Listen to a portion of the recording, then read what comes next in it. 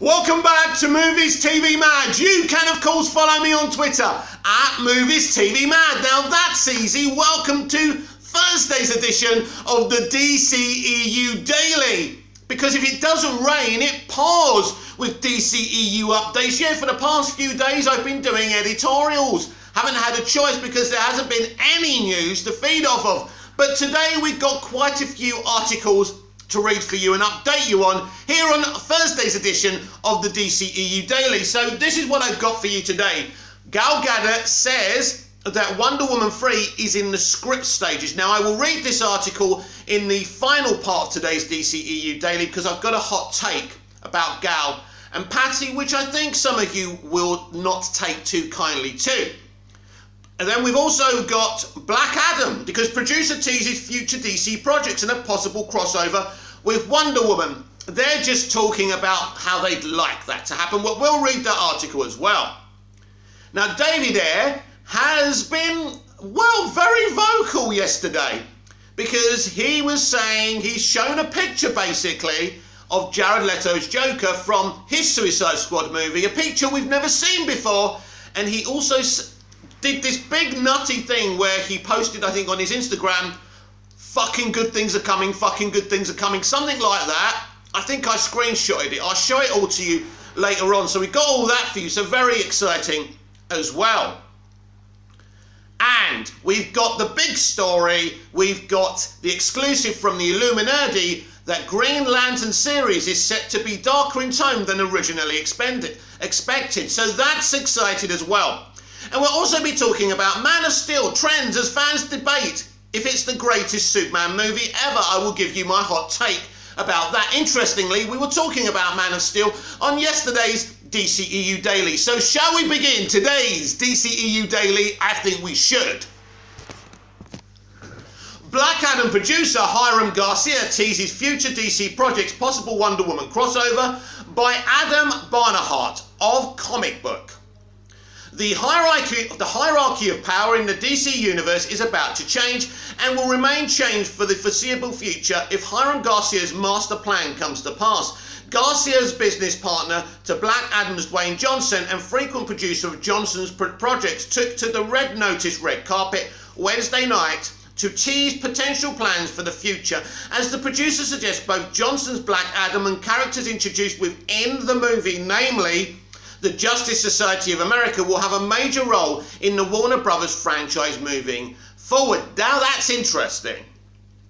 When we do something like this, we're looking at the entire DC universe as a whole, because with our movie, not only do we introduce Black Adam, but we introduce several characters. Garcia told Variety Wednesday night, "We have great ambitions and plans for what we want to do in the DC universe, and we're starting to work on that now as we start to roll out that plan." Both Johnson and Wonder Woman star Gal Gadot star in a Netflix feature alongside Ryan Reynolds. When it comes to potential crossovers, Garcia notes seeing Johnson and Gadot's superhero characters on screen together is a top priority. "We've got to see them together somehow, so we're on it," the producer added. Wow, so I was wrong about that. They're actually on it. Wonder Woman and Black Adam sharing the screen would be pretty awesome, and I honestly feel like Wonder Woman is one of the few superheroes that can go toe-to-toe with Black Adam. Apart from Superman, yeah? I forget she's a woman, so she's better suited. Sorry, forgot where we are now. During the same interview, Garcia revealed he just watched the first cut of Black Adam, raving about the edgy film. "We just saw the director's cut. I want to see the director's cut too. We don't want no theatrical cuts. I'm so excited," Garcia explained. "Look, you get into this business and you have dreams of stuff you want to make, but I've always wanted to make a superhero movie. All of us, me, Danny Garcia and DJ, have had a dream of doing it.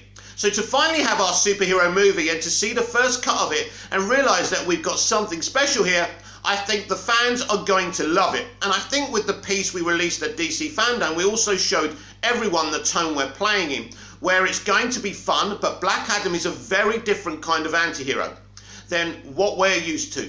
He's very different from Shazam, he's very different from Superman. If you cross him, a lot of people don't walk away from that.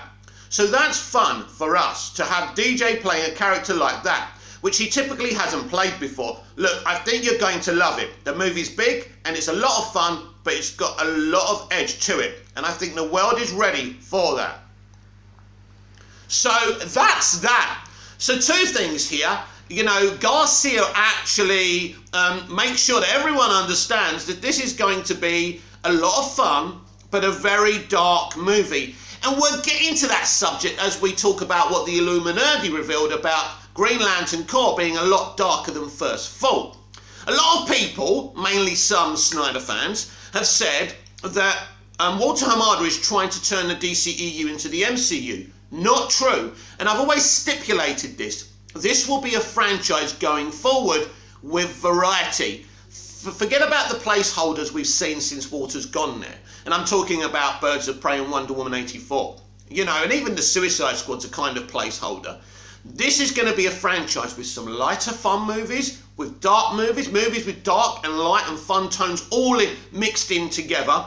So it's going to be a franchise of variety. And as I say, we'll get into that a little bit later on with the Illuminati revealing that Green Lantern's going to be so much darker than we first thought. But then Garcia said something else. He spoke about, you know, creating a world within a world. Now, we spoke about this about a year ago, maybe a couple of years, when Walter first came in.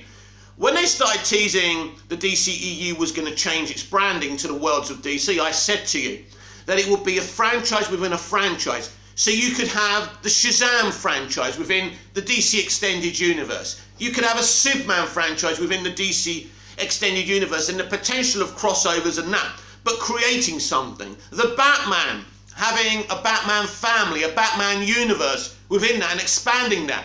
We've seen that to be true because I've even heard some very interesting news that the Penguin series will star Colin Farrell, which is great, but it will also be a prequel and a continuation of the Batman. So again, evidence there that we're going to get universes within universes, and that's very exciting.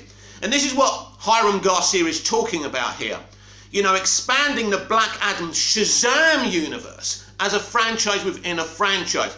He was talking about the Justice Society of America, which is genius by the people behind this film, you know, to introduce them into that Shazam world. They got there before other creatives did. So they wanted to, you know, because I'm sure there's other creatives out there who would have loved to do kind of a Justice Society movie. Well, now Hiram and the director and The Rock can deal with these characters. They've already cast them beautifully, especially Pierce Brosnan as Dr. Fate.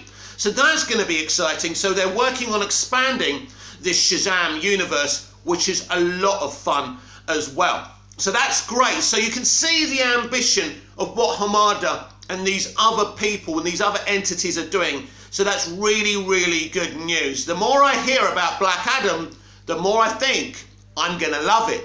This could be the surprise DCEU movie of 2022. I'm a bit in shock today with all this news and updates we've got, which is brilliant because this is what I feed off of. This is why I started this channel. But I do like the editorials as well. I like going back looking at the beginning of the DCEU because it's such a fabulously unique franchise, isn't it? Suicide Squad director David Ayer shows new Joker image. Says Jared Leto killed it, but no one knows. Now, I read this morning, I thought, wow, he really is fucking standing up to be counted now. And I think it's not going to be long till we get an announcement. This is happening. This is happening. Anyway, this is by Spencer Perry, by Comic Book again. So where are we? Right. Despite previously saying his piece about the existence of the fabled haircut of the 2016 film Suicide Squad, filmmaker David Ayer has taken to social media to hype up his version of the 2016 feature film and the performance by Jared Leto as the Joker that was left on the cutting room floor. Leto has found himself in the news recently as his performance in the upcoming Morbius and House of Gucci have been spotlighted in high-profile trailers. Ayer's tweet simply reads, "Jared killed it, but no one knows," and includes a photo of Leto in character on set holding a baseball bat. Seemingly an all-new image as Google image search turns up no results. You can check it out for yourself below. "I put my life into Suicide Squad," Ayer previously wrote in an extensive open letter, which he captioned my turn in a tweet. I made something amazing. My cut is intrinsic, an emotional journey with some bad people who are shit on and are discarded, a theme that resonates in my soul. The studio cut is not my movie, read that again, and my cut is not the 10-week director's cut, it's a fully mature edit by Lee Smith standing on the incredible work by John Gilroy. It's all Stephen Price's brilliant score with not a single radio song in the whole thing. I never liked the radio song thing. I don't like radio songs in films. I like a proper composed score. That's just me, and I know Gunn likes to do the songs, and that's cool, but I prefer the scores.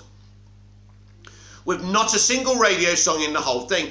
It has traditional character arcs, amazing performances, and a solid third act resolution. A handful of people have seen it. So this is the picture. And it's fucking awesome, by the way. Look at this fucking picture. I mean, people had issues with the tattoos. I never had issues with the tats, but doesn't Jared as the Joker look amazing there? But will we ever see it? I think it's coming. As 3-page letter on the matter culminated in the lines, every movie is a miracle, and James' brilliant work will be the miracles of miracles. I appreciate your patience. I will no longer speak publicly on this matter, but he's spoken publicly about this matter several times since, and again yesterday. I ain't got a problem with that. It's great.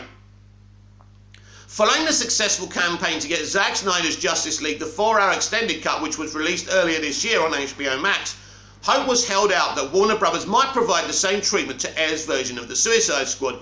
Previously cut material from that version has found its way online, with photos showing a Deadshot Harley Quinn kiss, plus original script pages from Ayer that would have resulted in a much different version. Even before Snyder's director's cut could be released, though, WB made it clear they weren't bringing out the longer version of the 2016 film.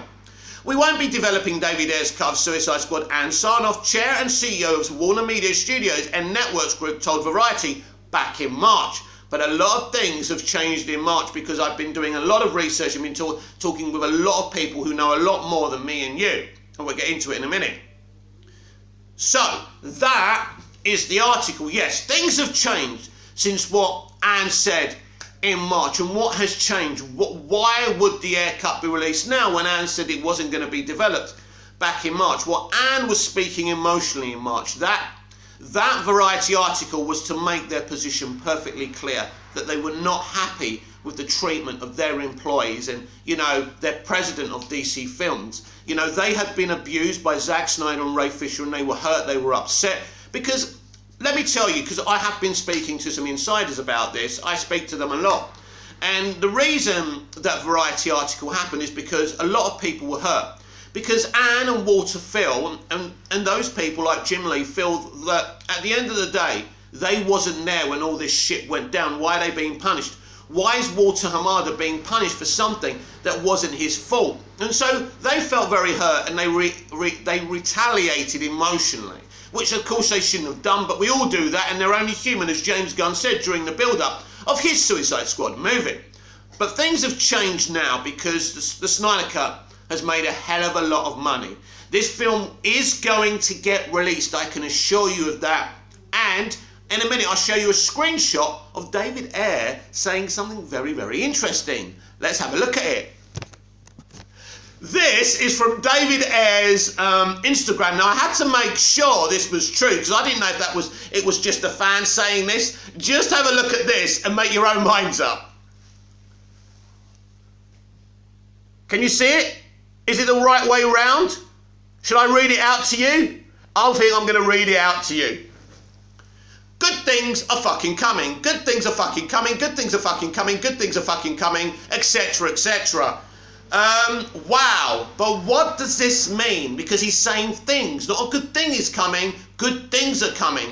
I believe, as predicted, the reason that we didn't get Will Smith in James Gunn's The Suicide Squad wasn't scheduling. I believe we will get a Deadshot limited series on HBO Max. They are going to release the Ayer cut as well, and I think certain characters from David's movie will have a life of their own over at HBO Max. I think David Ayer was the good shot. shoulder. I'm sure he's got two great shoulders. I think the guy works out, so he would do. But he's been the good soldier. He helped promote James Gunn's The Suicide Squad. He asked fans not to do a Release the Ayer Cut campaign during the first opening weekend of James Gunn's The Suicide Squad. So he's been the good I'm saying the wrong words again. He's been the good soldier. And so I think his reward is for getting the Ayer Cut and doing his own Suicide Squad universe. We were talking earlier about having universes within universes, and this is what the worlds of DC originally meant. It was Walter's plan from the very beginning to do a multiverse strategy. So I believe, David, this is happening. Either that or he's gone bonkers, and I don't think he's gone bonkers. So, you know, David Ayer is going to get his reward for being a good soldier. So be excited, because it's happening. I've spoken to people. He's going to get lots of projects in the DC universe, and it all starts with the announcement that the Ayer Cut, David's Suicide Squad, is going to be released on HBO Max and eventually hopefully on Blu-ray and 4K, because we, a lot of us, all around the world, still don't have access to HBO Max. Let me complain about something. The Smallville Blu-ray box set is only available in America. Can't get it here in Cyprus. Superman and Lois Blu-ray or DVD is not available to get here in Cyprus. It's not available. You can't buy it digitally at the moment either. Warner Brothers, this is a disgrace. But anyway, what did he say? Good things are fucking coming. Good things are fucking coming. So be excited for the David Ayer DC Extended Universe, because good fucking things are coming. New Green Lantern series to be darker in tone than initially expected. Exclusive posted by Caitlin Tyrell of the Illuminati. DC has a ton of exciting content coming out in the next few years, with films like The Batman and Black Adam, as well as shows like Peacemaker and the Green Lantern series. Not too much has been revealed about the Green Lantern series by DC, with the series being one of the few upcoming projects not to be featured during DC fandom. In the past, we have managed to dig up some exciting news about the series and have continued looking for more. Now, we've managed to uncover some very intriguing information that may change what fans expect about the upcoming series. We at the Illuminati have exclusively learned an intriguing new piece of information about the upcoming Green Lantern series. According to our sources, the Green Lantern series on HBO Max may be a bit darker than first imagined. It will apparently be akin to the Watchmen event series in tone.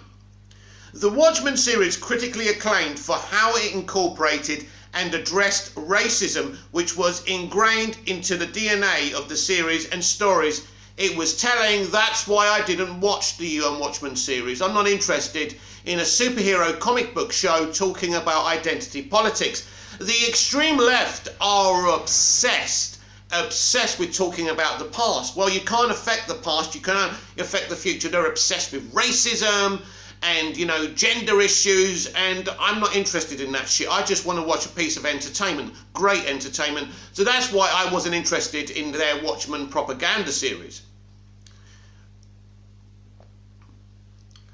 This darker tone is sure to have a major impact on not only the series as a whole, but the portrayal of each character and their own stories. Many of the Green Lanterns in the series are dealing with very real and sometimes very dangerous or difficult aspects of their lives, especially in the era they live. Alan Scott is a closeted gay man. So yeah, look, we're going to get identity politics through this. But as long as it's done like it was done in Doom Patrol, how they did it in Doom Patrol and the commentary there was fantastic. In the 1940s, by taking a more authentic approach to this, they may dig into the bigotry and homophobia of the era, as well as the mental and emotional struggle that Scott surely goes through with not only the stress of needing to hide, but the act of hiding itself. Again, they are obsessed with talking about the horrible way people were treated, minorities, gay people, different people, right, in the past. But showing us that doesn't do anything. And showing us that doesn't represent humanity today. But they're obsessed. They're obsessed with the Second World War. They're obsessed with identity politics and how people were treated in the past. It's pretty pointless, but it also could be pretty cool if this is written in a good way. New character, Bree Jarta, is especially intriguing, not only because of the era her story will take place in, but her background as well. Bree Jarta will be partnered with Guy Gardner in the 1980s, but what is notable is that she is half human and half alien. Bree Jarta was raised on a more enlightened planet before coming to Earth. I mean, any planet would be more enlightened than Earth, let's be honest about it. To work with Gardner as a lantern and as a half alien black woman in the 1980s. Of course. Now we've got to shit all over the 1980s as well. As I say, I'm going to watch it. I'm going to judge it for myself. But these people are obsessed.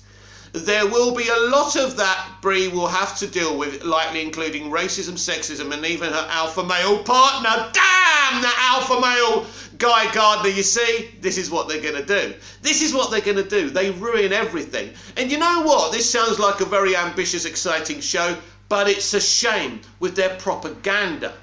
You know, and this is where we are now.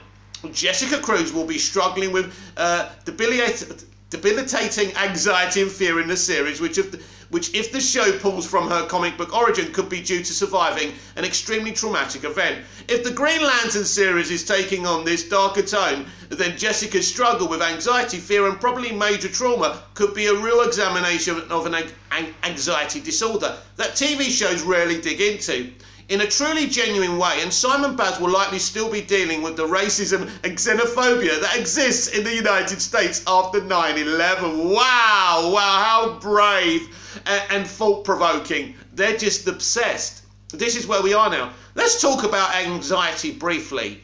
I have got a level of anxiety, and so has everyone in the world, right? Everyone has a level of anxiety.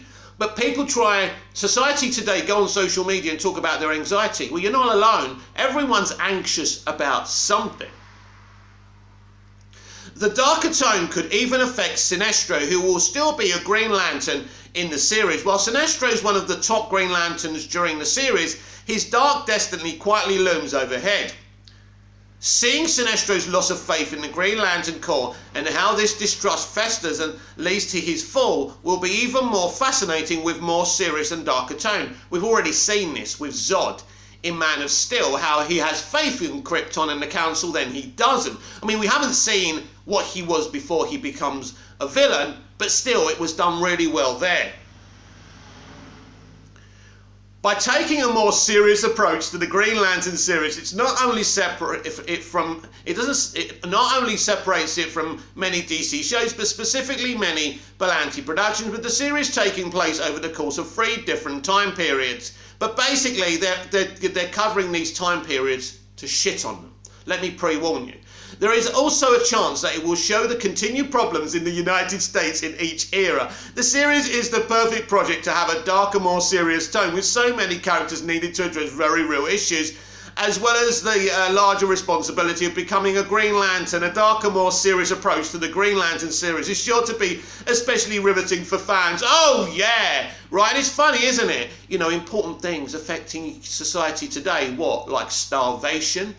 You know, like everyday problem. No, of course not starvation, but not you struggling to feed your families. It's all identity politics. This is what these extremists want to talk about, and they're destroying entertainment. And the only thing I can say to anyone, if we watch this and we hate it, I'm not going to bitch about it on here, and I'm not going to bitch about it on the internet. That's what they want, so they can call us out and call us ists and isms, and I'm not going to do that. I'm just not going to watch it. That's how we hurt them, by not watching the shit they're making. But I'm going to give this a chance, because this might be written in a really good way.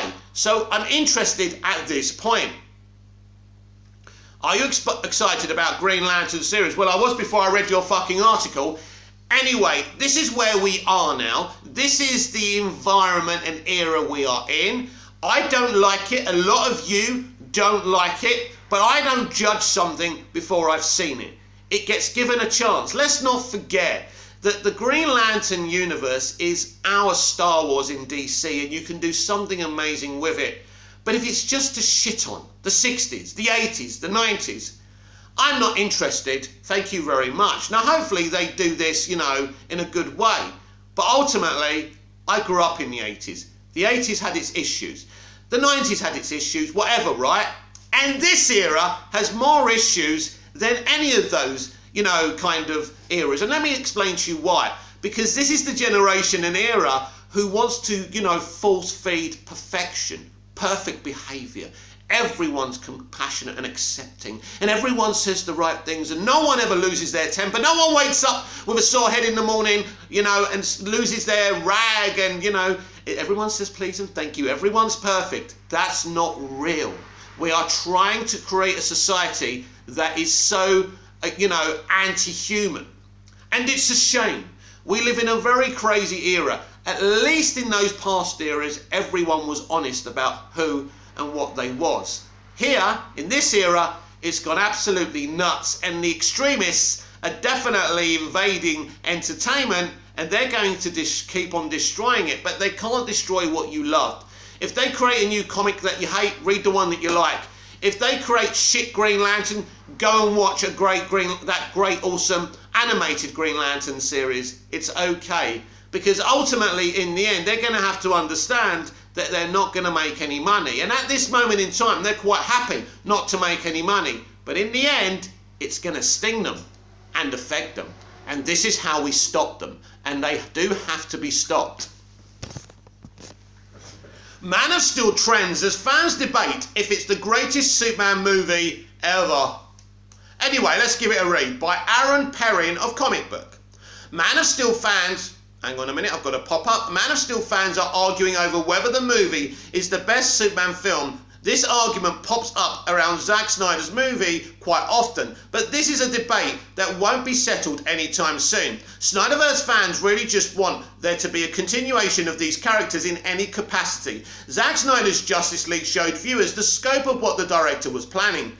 In a lot of ways, it would be interesting to explore. Despite all of that, the fans of the Dawn of Superman films quickly point out the massive imprint that those entries made on not only DC Comics movie adaptations, but the movie landscape at large. For a lot of people out there, the iconic score is the first thing that pops into their head when they think of the Man of Steel. So it's an interesting thought to exercise, to be sure.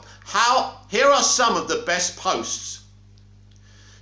Right, where are we? Snyder himself spoke about the prospect of a sequel during an appearance on the post-credit podcast. His choice of villain there might surprise you anyway. So, Stephen of Air Nation. This scene from Man of Steel gets me every time. What a fantastic film from Zack Snyder.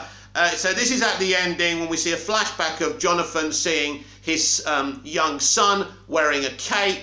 And it's really emotional when Clark says at the end, I wish my dad would have seen this. And, you know, Martha says, he saw it, son. He saw it. So it's great. We talked about a Brainiac movie, Snyder said. The Kryptonians that are in the Phantom Zone are probably still around, and there was always a possibility for their return. Feora and whoever's left. So that always was a thing that was out there that we talked about as a possible sequel follow-up. So there was a lot of that. I just always think that it's best to give Superman these kind of extraterrestrial challenges, because I think that you've got to be careful. Other than Lex, and of course, you have to continue with Lex because Lex is his real nemesis. But like I think you really have to look outside of the Earth for challenges for him because of how powerful he is. Well, this is actually interesting because I appreciate Zack saying this and his opinion on this, and I would love to see Brainiac and other supernatural foes going up against Superman in Henry Cavill Man of Steel movies. But I wrote my own movie, an unofficial script, where, you know, Superman is against Manchester Black and the Elite, and his best friend becomes what's his name? Oh my God, what's his fucking hell, man, I can't believe it. You see how shit my memory is? Anyway, he becomes the guy with the kryptonite heart, basically. So the whole idea of my story was, and I'm sure you know about this already, I won't bore you for too long about it, but what happens, Metallo, it's Metallo. So Metallo basically is John Corbin. John Corbin, Lois and Clark are actually friends. And, you know, something happens to him and he becomes Metallo, and Manchester Black and the Elite turn up and they put pressure on Superman via the media and the public to kill Metallo, and it's something that Clark doesn't want to do. Now, there's a great story. You know, Superman versus the Elite, the graphic novel, is great, and the animated movie is great too, where you see Superman avoiding, you know, being a killer. So I think bringing Metallo in this would be great. Not necessarily being a total villain and being a former friend of Clark's and having Manchester Black and the Elite pressuring him to kill him.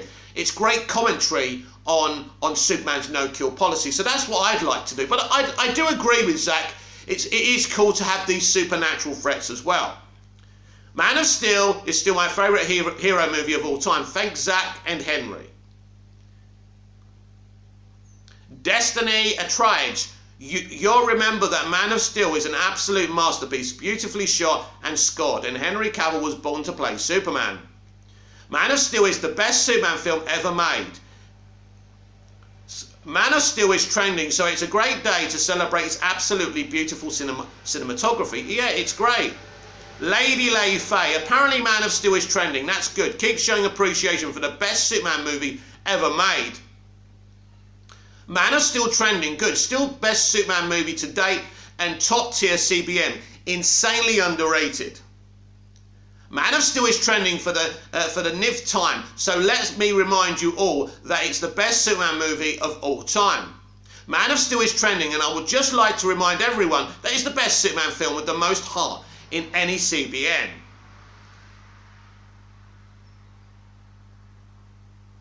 So basically, that's what people have been saying. An interesting article, I suppose, because it's all kind of Man of Steel and Snyder fans posts, and as you can imagine, there's loads of people out there who love Superman the movie and believe it's the better movie. What do I think? I think this is a juvenile conversation, saying that's the best, this is the best. There's no such thing as a universal bestest movie. There's no best Superman movie. Now, if you love Man of Steel and you prefer it to any other Superman live-action movie, that's great. That's your opinion. But once you turn it into a universal opinion, I think it's a little bit toxic, and that's my opinion on it. Do I think Man of Steel is the best live-action Superman film ever made? In some ways, yes. In some ways, no. Do I think Superman the movie is the best live-action Superman movie of all time? In some ways, yes. And in some ways, no. I apologise for sitting on the bench, but that's how I feel. How I really feel is that Superman the movie and Man of Steel are great fucking Superman movies. Along with Superman 2, I also enjoy Superman Returns. I don't think it's great, but I think it's okay. And yes, so for me, there isn't a greatest Superman movie. There's quite a few good ones, and Superman the movie and Man of Steel for me are probably my two favourite Superman live-action movie adventures, but I couldn't separate one and tell you one's better than the other.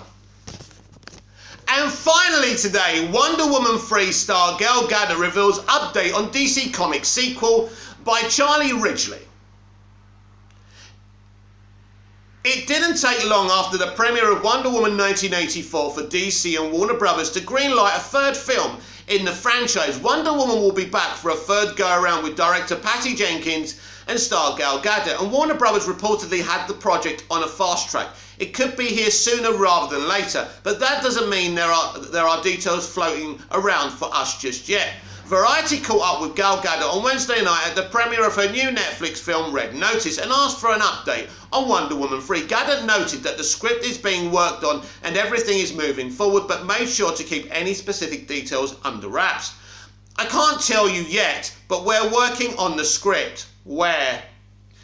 Do you imagine if Patty Jenkins and Gal Gadot are actually writing this script? I mean, disastrous. Gadot replied, when asked when Wonder Woman 3 might arrive, she went on to say that she couldn't reveal anything else because then people would come down from the roof and take me away, and I'd miss this whole thing. As usual with major superhero projects, Wonder Woman 3 details and secrets are being kept hush-hush. During DC Fandom last month, however, Jenkins shared that the development of the next movie has been exciting. We're super excited about Wonder Woman 3, Jenkins added. Gal, who is so bummed not to be here, who is the busiest person in the world, with now 3 little kids and shooting, she's so bummed not to be able to be here. But we are all 3 very excited about some exciting things coming up with Wonder Woman 3. She's talking about Linda Carter, Gal, and herself.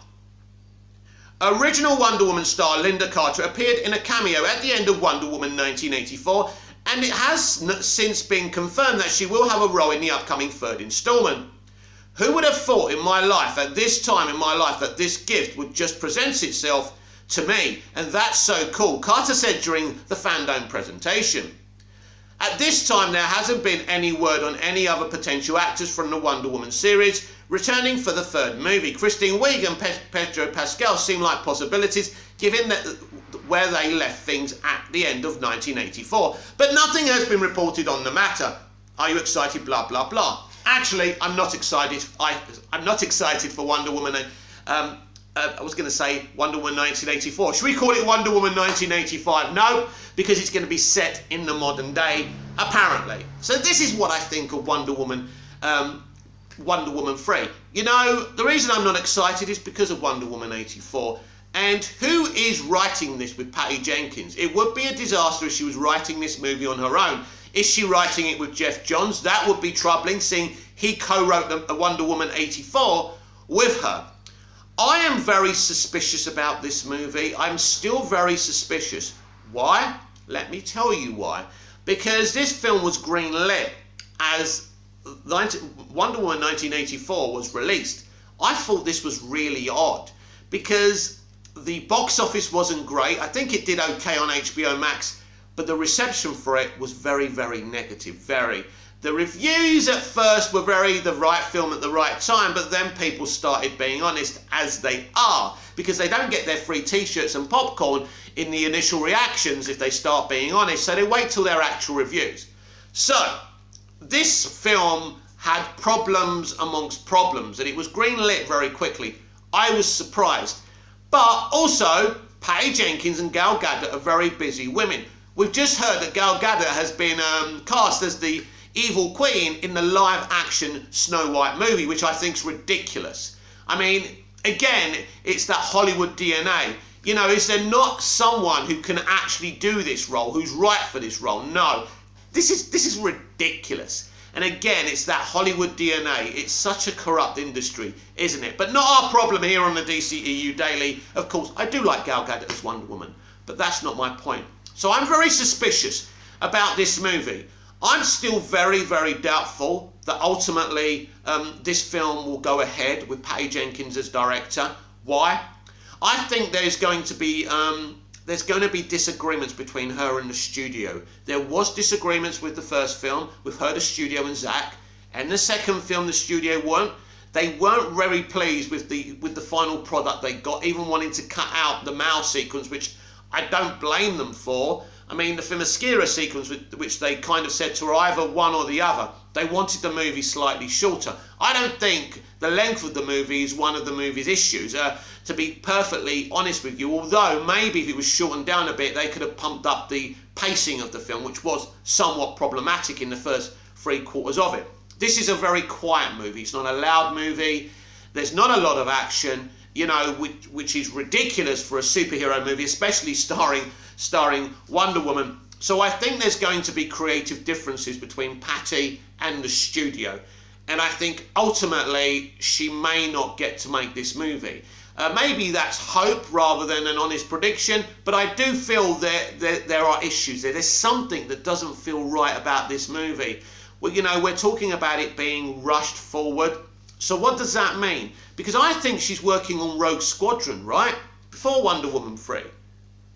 So is that the thing? I think that's the thing. She's doing Star Wars Rogue Squadron next.